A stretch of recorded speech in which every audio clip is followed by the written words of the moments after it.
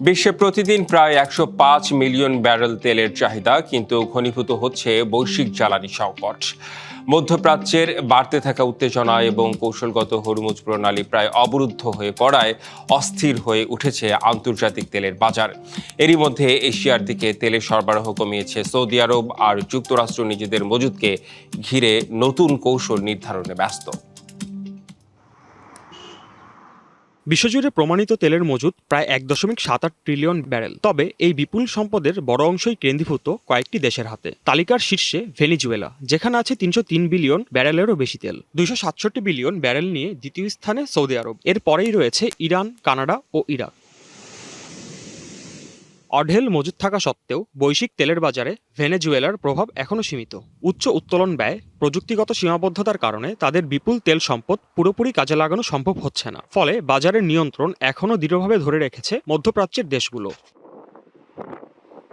এশিয়ায় অপরিশোধিত তেলের সরবরাহ কমিয়ে দিয়েছে সৌদি আরব। রপ্তানির প্রধান রুট সরিয়ে এখন তারা ব্যবহার করছে লোহিত সাগরের ইয়ানবু বন্দর। ফলে চীন ও ভারতের মতো বড় বাজারে সরবরাহ প্রায় ৩০% কমার আশঙ্কা তৈরি হয়েছে।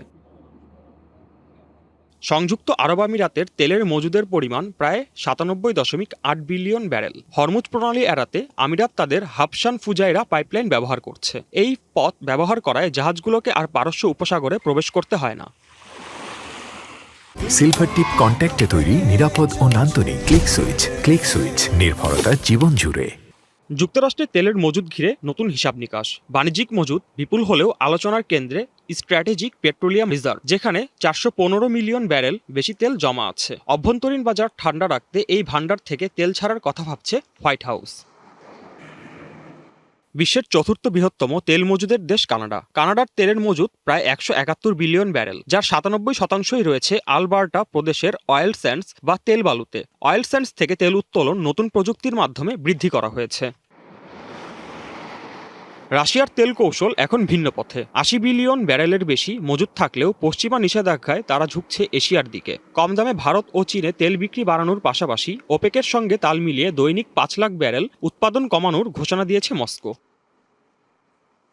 তেলের ভান্ডার এখনও ফুরিয়ে যায়নি, কিন্তু ভবিষ্যতের বড় প্রশ্ন, কত দ্রুত বিশ্ব এই জ্বালানির উপর নির্ভরশীলতা কমাতে পারে। নবায়নযোগ্য শক্তিতে রূপান্তর যত দেরি হবে ততই বাড়বে এমন অস্থিরতা। বিশেষজ্ঞদের সতর্কতা, মধ্যপ্রাচ্যের পরিস্থিতি শান্ত না হলে আগামী মাসগুলোতে এই সংকট আরও ঘনীভূত হবে।